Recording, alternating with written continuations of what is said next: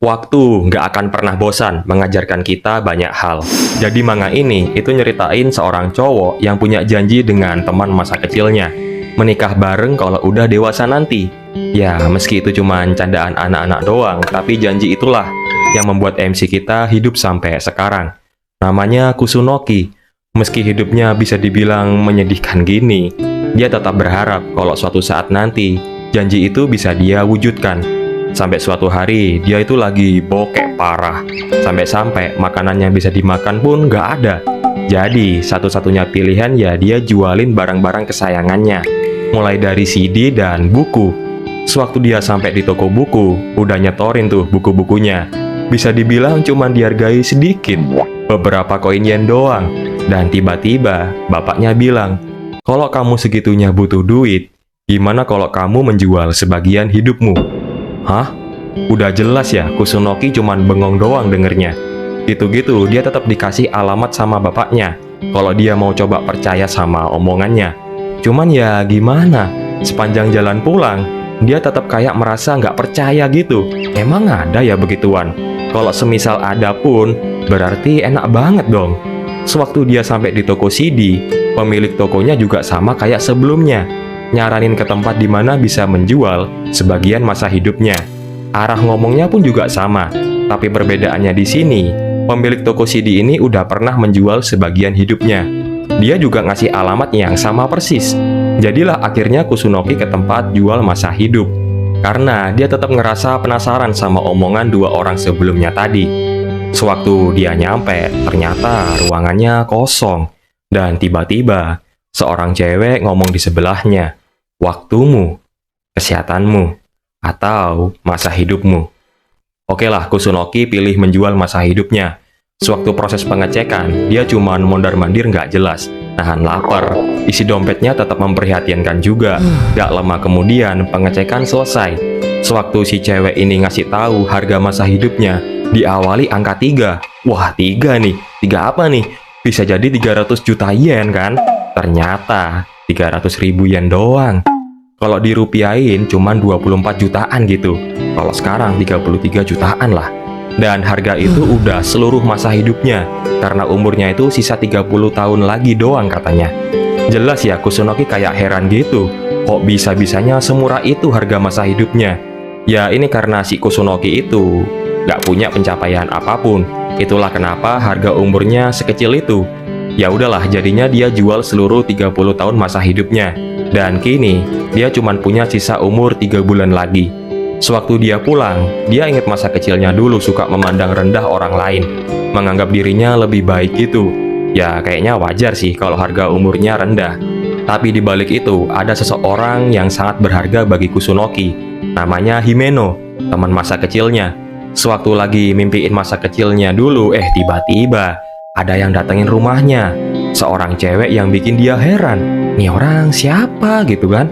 Dan ternyata cewek ini yang tadi, yang kacamataan. Namanya Miyagi. Dia kesini untuk menjadi pengawasnya mulai hari ini. Jadi selama 3 bulan ke depan, dia akan jadi pengawasnya. Wah, buat Kusunoki ini mah ganggu banget kan ya? Orang lagi enak nikmatin sisa hidup, ada yang ganggu. Dan mulai dari sinilah, kita akan memahami seberapa mahal harga dari 3 bulan itu nantinya. Selama Miyagi bareng sama Kusunoki, wah asli dia nempel terus kayak lem. Rebahan diliatin, jalan-jalan keluar rumah diikutin. Sampai-sampai waktu Kusunoki lagi nulis catatan apa yang harus dilakuin selama 3 bulan ini, Miyagi malah ngintipin. Bikin dia ngerasa risih kan? Tapi entah kenapa, Miyagi ini tahu semua hal tentang Kusunoki, termasuk si Himeno, yang katanya seseorang yang mungkin paling berpengaruh di hidup Kusunoki. Ya meski jawaban dia cuma sebatas kemungkinan, malamnya entah kenapa Kusunoki pengen bisa ngobrol santai lagi bareng sama teman lamanya di waktu sisanya ini. Seorang cewek namanya Wakana, yang dianggap deket sama dia sewaktu kuliah. Udah hati-hati kan bikin chatnya gitu, ternyata nggak kekirim karena gagal server. Di situ Kusunoki ngerasa, bahkan di sisa umurku ini, hidupku masih aja terasa kosong. Sewaktu pulang belanja bareng sama Miyagi, di rumah dia nanya ke Miyagi, emang apa sih yang bakal terjadi kalau seandainya dia nggak menjual masa hidupnya?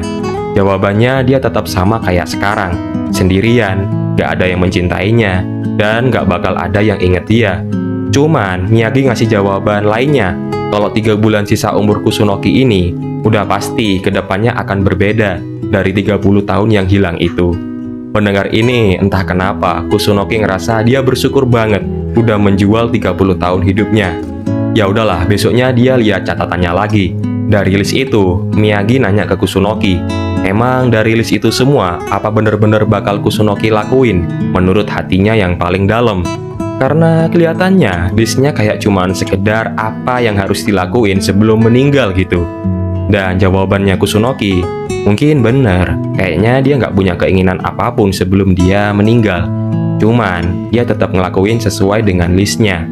Ketemu dan ngobrol bareng sama teman lamanya, Naruse. Besoknya, dia berangkat ke kafe tempat janjian ketemuan. Sewaktu sampai dan pesan kopi, dia nanya tuh ke Miyagi, kamu nggak pesen? Jawabannya bikin dia bengong gitu. Karena sebaiknya, Kusunoki jangan ngajak ngobrol dia ketika di depan orang. Soalnya, keberadaannya itu nggak bisa dirasain oleh orang lain, kecuali Kusunoki sendiri. Jadinya, kamu kayak ngobrol sama angin. Waduh bro. Nah, sewaktu Naruse datang, awalnya mereka ngobrol asik gitulah. Sampai-sampai semua berubah ketika Naruse nanya, "Oi, kau masih menggambar nggak sekarang?" Sambil agak kikuk, Kusunoki cuma jawab, "Udah enggak gitu, semenjak kuliah," katanya. Dan jawaban temennya ini parah banget. Karena katanya, kalau kau masih gambar, wah gua sih udah nggak paham lagi dah. Di situ Kusunoki ngerasa kayak kaget, nggak expect sama jawaban temennya. Apalagi omongannya semakin nyinggung perasaannya Kusunoki. Jadilah akhirnya dia marah dan ninggalin dia. Di lain hari, kegiatan Kusunoki kali ini mengambil kapsul waktu. Kapsul waktu ini kayak kumpulan surat-surat, termasuk surat yang ditulis sama Kusunoki sewaktu kecil dulu, buat dirinya di masa depan. Pergilah mereka ke tempat sekolahnya Kusunoki malam-malam. Setelah dicari-cari, untungnya ketemu. Menariknya, surat-surat di kapsul waktu ini berisi tentang ungkapan perasaan ke orang-orang yang dianggap berharga gitu. Setelah Kusunoki nyoba membaca semua pesan teman-temannya, ternyata cuma nama dia doang yang sendirian. Sedih banget lah menjadi seseorang yang diasingkan sendiri. Berharap kalau di surat Himeno ada namanya, cuman punya Himeno udah nggak ada. Kayaknya sih udah diambil duluan. Sepulang itu, Miyagi ngasih tahu ke Kusunoki, jadi orang janganlah kita terlalu berharap ke masa lalu. Walaupun perkataannya agak nyinggung, tapi sejujurnya dia sepeduli itu sama Kusunoki. Sewaktu mereka lagi nunggu kereta bareng, Kusunoki ngomong ke Miyagi, pasti capek ya ngurusin orang yang sampah kayak aku setiap harinya. Cuman cerita Miyagi bikin Kusunoki sadar tentang perasaan dan perjalanan Miyagi selama dia menjalani pekerjaan ini. Baginya, dia nggak memandang rendah Kusunoki. Hanya saja selama kerja ini dia penasaran sama Kusunoki. Kenapa kok dia sebegitu tertariknya sama Himeno? Apalagi dia juga cerita kalau sebenarnya dia sama kayak Kusunoki. Kalau Kusunoki menjual sisa hidupnya, Miyagi menjual sisa waktunya. Sama-sama menjual 30 tahun. Sama-sama dihargai cuma 10.000 yen per tahun. Kenapa dia menjual waktunya? Karena keluarganya itu kelilit hutang. Mulai sejak saat itu, Miyagi menjalani pekerjaan ini. Jadi pengamat orang-orang yang menjual sisa waktunya, hidupnya, atau kesehatannya. Selama ngobrol ini, Kusunoki akhirnya baru mengerti siapa itu Miyagi. Kenapa seseorang sepertinya terasa mirip dengannya. Yang entah kenapa perasaan saling keterbukaan ini menciptakan hubungan yang dekat di antara mereka. Sewaktu udah di kereta, Kusunoki nanya tuh ke Miyagi, karena dia ini kan tahu semua hal tentangnya. Nggak mungkin dong dia nggak tahu tentang Himeno. Cuman, itu akan jadi cerita yang menyakitkan bagi Kusunoki katanya. Tapi Kusunoki tetap mau dengerin. Jadi, di umur 17 tahun, Himeno itu udah punya anak bre. Karena itu dia dikeluarin dari sekolahnya. Terus nikah di umur 18 tahun, tapi cerai 2 tahun setelahnya. Dan 2 tahun lagi dari sekarang, Himeno bakal bunuh diri. Agak miris juga ya hidupnya. Besoknya, ketika di rumah, Kusunoki ini nggak sengaja nemu surat di celananya. surat dia sendiri 10 tahun yang lalu. Isinya itu tentang janji buat dirinya sendiri 10 tahun yang akan datang, menemui Himeno lagi. Karena perasaannya yang dalam banget sama Himeno, Himeno kesepian tanpaku, dan aku kesepian tanpa Himeno. Wah, gak kebayang sih sama perasaannya Kusunoki. Nah, kali ini dia bakal tepatin janji itu, ketemu sama Himeno untuk ngobrol dan ngucapin terima kasih ke dia karena udah pernah bersama di sisinya. Sewaktu berangkat besoknya, Miyagi ini kan tetap harus ngawasin Kusunoki, jadi dia ikut juga nemenin nyari alamat rumahnya Himeno. Selama dia jalan, entah kenapa motoran sama Kak Miyagi bikin gua di posisi Kusunoki kayak ngerasa menjelang akhir hidup gua ternyata nggak sekosong itu juga ya. Sewaktu udah nyampe di alamatnya, ternyata kosong, nggak ada orang. Sambil nunggu, mereka ke perpustakaan, baca buku berduaan sampai sore. Nah, udah malam nih, ternyata masih nggak ada orang juga. Ya udahlah, mereka ke festival gitu. Bagi Kusunoki, ini tentu ya dia ngerasa nostalgia. Ingat momen dia bareng sama teman masa kecilnya dulu, janji manis mereka. Dan entah kenapa, secara kebetulan, malam itu takdir mempertemukan lagi Kusunoki dengannya, Himeno. Jadilah mereka ngobrol-ngobrol malam itu sampai bikin janji ngedate 2 hari lagi. Sewaktu udah pulang ke rumah, Kusunoki minta tolong nih ke Miyagi karena dia cewek gitu kan. Gimana caranya ngobrol sama cewek biar nggak bosen. Apalagi itu kan Himeno, nggak mau momen ngedate ini canggung gitu. Dimulailah persiapan Kusunoki, mulai dari nyari baju yang bagus, potong rambut biar kelihatannya rapi. Nah, sewaktu ngedate tiba, Kusunoki udah nungguin lama banget sampai jam 5 sore. Meski sempat pesimis, untungnya Himeno datang sambil alasan kalau hujannya deras tadi. Udahlah, mereka ngedit bareng ya kan. Kusunoki ngobrol juga antusias, sampai ngegombal, makan bareng di restoran. Sampai ketika Himeno cerita tentang kehidupannya 10 tahun ini, persis apa yang diceritain Miyagi. Begitu juga Kusunoki ketika ditanya Himeno. Ceritalah dia kalau selama ini dia kesepian, separuh dirinya udah kayak mati. Sampai-sampai ngomong kalau dia menjual masa hidupnya sendiri. Udah kayak nyeritain betapa depresinya dia selama ini. Buat orang normal yang tiba-tiba denger omongan kayak gini, aneh kan? Tapi Himeno tetap percaya sama omongannya. Setelah itu Himeno pamit ke toilet dan gak balik lagi. Ternyata Himeno ninggalin surat yang isinya kalau selama ini dia benci sama Kusunoki, bahkan udah berniat bunuh diri dengan harapan kalau dia meninggal bikin Kusunoki semakin gak bisa hidup tanpa dia gitu. Tapi karena hidup Kusunoki kelihatannya lebih parah dari dia, akhirnya Himeno gak jadi balas dendam. Well ya, perasaan Kusunoki campur aduk sih. Pada kenyataannya, dia tetap ngerasa lebih baik hidup dengan kosong. Kalau endingnya tetap kayak gini, dia ngelemparin uang ke laut. Dan entah kenapa ketika lihat Kusunoki berdiri di tengah derasnya hujan, merasakan untuk kesekian kalinya kalau kesepian tetap jadi sahabat terbaikku dan harapan tetap menghancurkanku.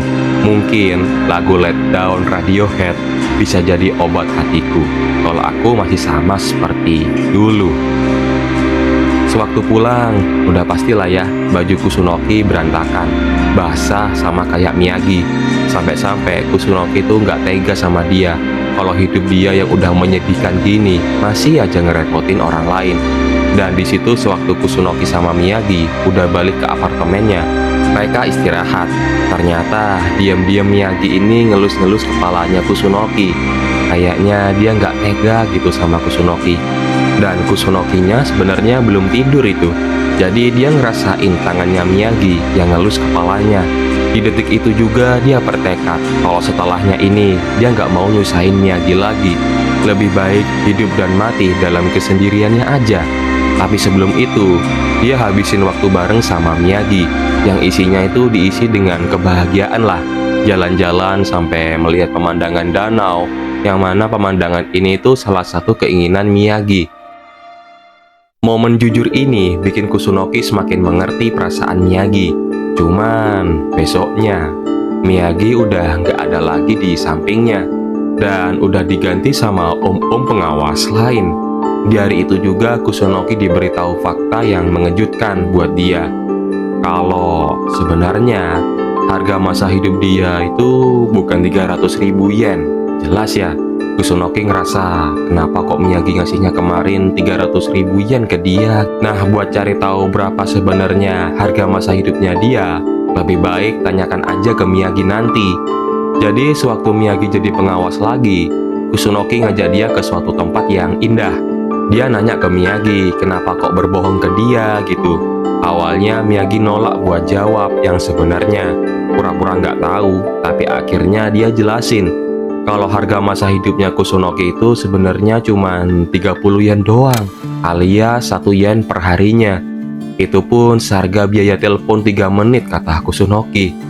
Kenapa dia ngasih 300.000 yen? Karena Miyagi ngerti gimana rasanya hampa, sepi, sedih, apa yang dirasain Kusunoki. Jadi dia pengen gitu membuat Kusunoki bahagia. Dan awalnya emang Kusunoki pantas dihargai 30 yen. Tapi semenjak di stasiun kereta, Kusunoki mau jadi teman ngobrolnya, dengerin dia waktu susah, ngajak dia ngobrol di tempat umum, bikin Miyagi sadar kalau Kusunoki adalah orang pertama yang mengakui keberadaannya. Tanpa sadar juga, Miyagi ngungkapin perasaannya ke Kusunoki. Dia minta maaf ke Kusunoki udah bohong selama ini. Kusunoki boleh ngelakuin apapun ke dia, dan Kusunoki merangkulnya malam itu. Kusunoki jahat, kata Miyagi, karena udah bikin dia semakin gak bisa ngelupain Kusunoki sewaktu dia meninggal nanti. Mulai detik itu juga, Kusunoki mulai ngelakuin apapun yang bisa bikin Miyagi bahagia, membuat dia menjadi sosok orang yang gak akan terlupakan bagi Miyagi, dan menjadi seseorang yang bisa bermanfaat bagi orang lain. Mulailah dia nyari saran ke bapak pemilik toko buku sama pemilik toko CD dulu, yang intinya nasihat dari mereka, apapun yang ingin kamu lakukan untuk bermanfaat bagi orang lain, lakukan aja apa yang ada di depanmu ini. Mulailah dari langkah kecil. Jadinya Kusunoki semakin yakin mengukir kenangan indah ke Miyagi adalah langkah pertamanya. Selama mengukir kenangan indah bareng Miyagi, dia nggak peduli gimana orang menilai dia. Mau dianggap gila pun nggak masalah, karena baginya sebelum dia meninggal, setidaknya dia pengen bisa mengukir senyuman dan kebahagiaan buat Miyagi. Sampai-sampai dia itu terkenal di kota karena perilakunya ini. Banyak orang yang menilainya itu aneh, gila, tapi ada juga yang membuat mereka merasa terhibur dan menerima tingkah Kusunoki ini apa adanya. Membuat dia merasa senang gitu. Ternyata begini ya rasanya ketika keberadaanmu disukai oleh banyak orang. Salah satu harapan dia sebelum meninggal terwujud, disukai oleh banyak orang. Di detik ini, Kusunoki nggak pernah menyangka kalau dirinya yang cuma dihargai 30 yen ini bisa merasakan kebahagiaan ini. Untuk itu, dia berterima kasih ke Miyagi dengan cara menyalurkan lagi bakat seninya yang udah lama dia tinggalin. Satu sketsa gambar untukmu yang kucurahkan sepenuh hati. Seseorang yang membuat aku merasa terlahir kembali, membuatku mengerti dan memahami apa itu bahagia kembali. Bagaimana rasanya dianggap berharga oleh banyak orang, menyadari bahwa hidupku sama sekali tidak berharga.